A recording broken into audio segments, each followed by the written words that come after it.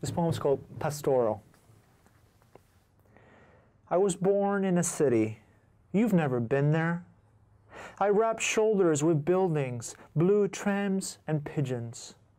Then I had this idea to take a hike and get some fresh air elsewhere.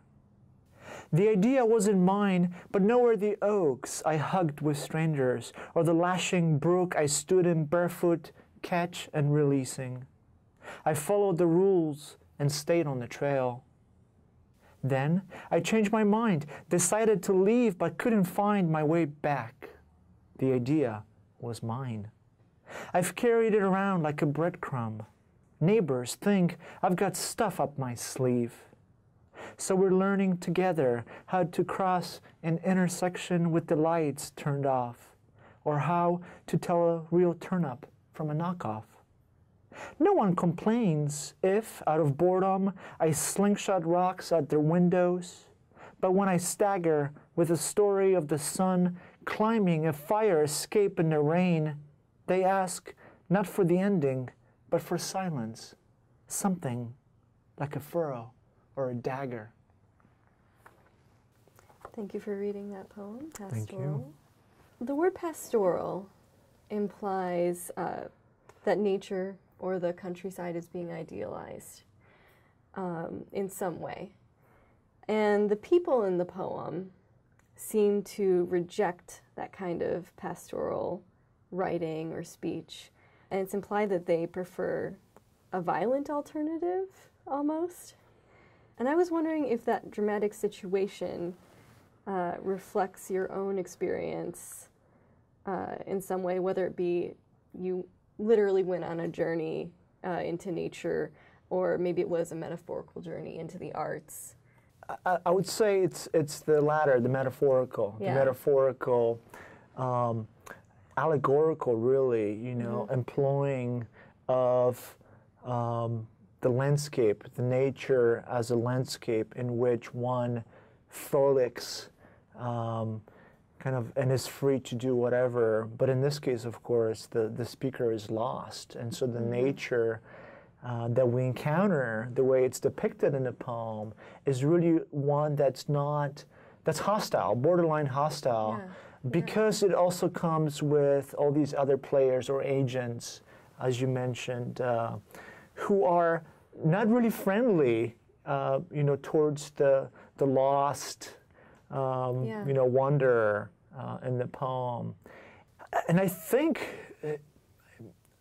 some of this confusion that the speaker experiences stems from the fact that, as I mentioned earlier, you know, I myself was and am really an urban dweller, you know, a city kid who loves to be out and about in the nature, as we call it, but maybe not for too long, right? Because you never know, you know, what may happen when it gets dark, right? Or when you veer off the trail, which is some of the, you know, the idea of the path, right? That there is a path, and then the speaker veers off the path and becomes lost. I would say also that perhaps the poem contains, or alludes rather, to, you know, my immigrant experience. You know, this idea that, that, you know, as an immigrant, you become displaced.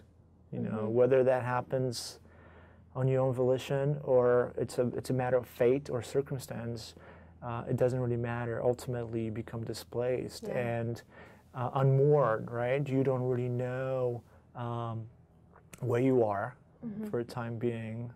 All the signifiers are lost, as it were. And so I think I wanted to combine some of the autobiographical elements with just this commentary on what happens when you encounter something that seems nice and hospitable, but maybe ultimately it's not, or it also carries, you know, with it risks or hostility, as it were. I really enjoyed the line, "How to tell a real turnip from a knockoff."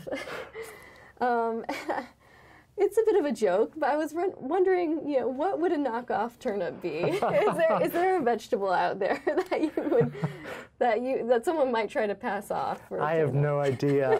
Please, yeah, don't quote me here. I have no idea. You're right. It's a joke, right? Yeah. It's a joke, but it's a joke that was supposed to be very serious too, as in a code name, right? That's how you know a little shibboleth, right? That's how you know one of your own. That's how you tell one of your own from a newcomer or a stranger, right? Yeah. that's really what's behind that. But yeah, let me think about that. Yeah, what would be a knockoff? Yeah.